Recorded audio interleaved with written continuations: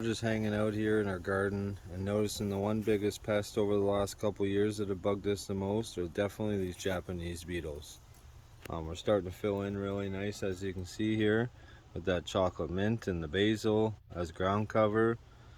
And we got our polar berry here to start off with, our red raspberry that's filling up. But you can see the holes in the leaves. And that's what they're doing. They're just creating these massive holes all throughout the plants. Um, Even this flowering raspberry at the end, this one here is a golden raspberry. It's got holes in it too. And the purple flowering raspberry that we have there, there's one sitting on it right now. And there's one flying in. So it's a non-stop battle. We believe they're mating here. There's a whole bunch of them right there. We've been going through doing the diatomaceous earth, but we know it does somewhat harm the bees and stuff like that, so we just try to do it once in a while. But we just grab them and toss them into soapy water. There's a couple different ways you can grab them quick. Shake them in your hand so they don't attach to your hand pretty much with their little claws. And then you can step on them. I throw them under my foot real quick and stomp on them. But there's another quick way here with the soap and water. The easy, you just knock them into it. You don't have to touch them really. Alright, we got the soapy water. Max, come look how many bugs are on our tree right now. This one's not so bad. But come look at this one. It's just covered in them.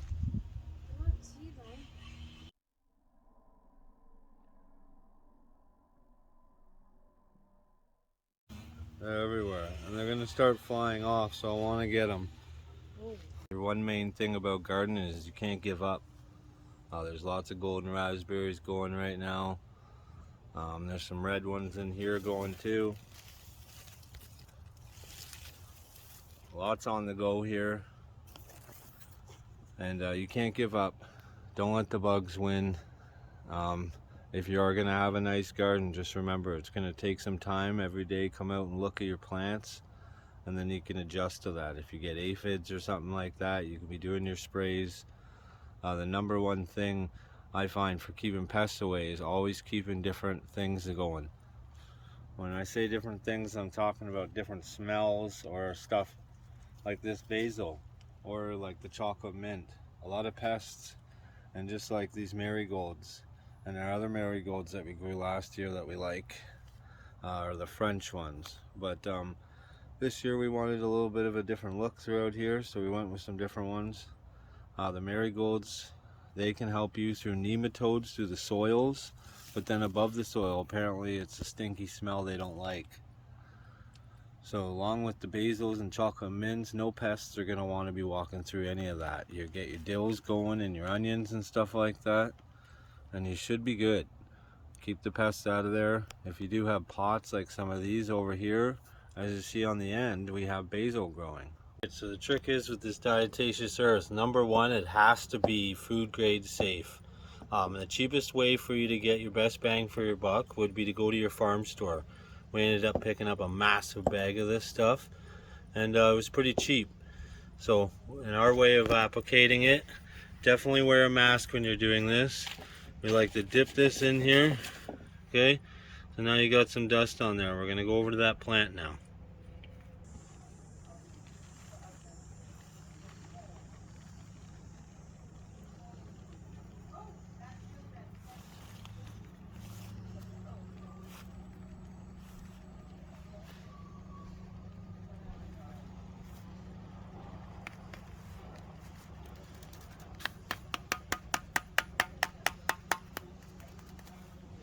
That is why you need to make sure that you have some mask on.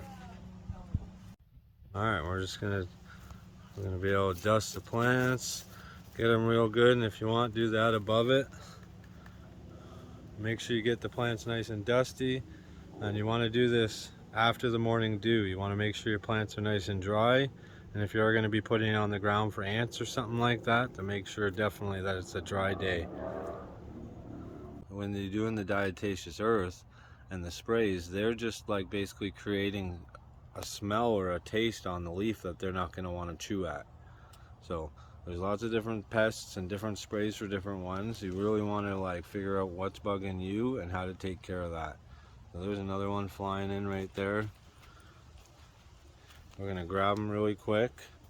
Now, they do grab you with their claws and they will fly away quick. So I do the shaking method and quickly just toss it under the foot.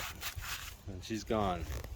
So I know that's a little inhumane, but you can do another way where you just drop them into the soapy water and they don't swim at all. Well, we got a bunch of them. Every day is a never-ending battle. If you're gonna have yourself a nice fruit forest, you have to be maintaining it. Getting rid of the old bad fruit is a number one, definitely a must. You don't want to go picking raspberries and then you find them and there's gross ones. Well, if you keep up to it and maintain that, that won't happen. So you'll end up having a beautiful little fruit forest. Go through your strawberries, get rid of the bad ones. Go through one day with the gloves on if that's what you want, and get rid of all the bad stuff. Don't just throw it in the soil. You'll increase definitely your activity of pests. You can actually buy now live ladybugs to actually deal with your aphid problems, which is pretty cool. We've never tried it yet. And like the soft body aphid, if you just spray a nice hard spray of water at it, and hold your leaves and spray them, they'll die just from that hard spray of water. And if you're dealing with bigger pests, we're going to talk about that really quick. Just as simple as something like a fence that isn't so hard. If they want to climb over it and they're scared to climb over this line here because it is not very solid for them, they probably won't do it.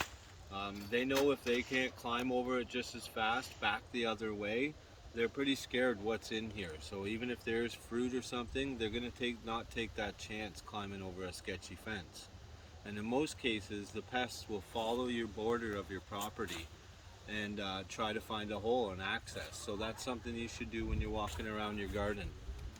Just like we keep our live traps unbaited, but we leave them right beside the edge of our fencing. So if a pest is going to walk around your border edges and it's going to eventually find a spot, that's why we like to put this trap here nice and tight to the wall, so when they're walking along it, eventually they'll just walk right into there and you can either rehome them and do whatever you do with them. I went through and tied the line here, so it is a little sketchy for them to climb over it. And then you got things that make noises and shine for the birds. You get the sun catching something like that and it just throws a twinkle in their eye. Just like this disco ball. Really cool once it catches the sunlight on it and it's shining all over the yard and it keeps the birds out of it. So they can have some of our mulberries, but we're not going to give them all. The gift shop is all ours. So take care of your garden, guys. Even if you just set one day a week aside to going out for an hour and a half. I like to just check it in the morning and then check it in the evening, and it doesn't seem like so much work. But gardens are work, but they do put back and give to you, to your family. So it's well worth it. It's good to put you in your mind space some days that you're ready to get out of work and thinking about stuff, frustrations and everything else. So smash that like button, guys, and build your own little food forest and gift shop. Take care. Much love.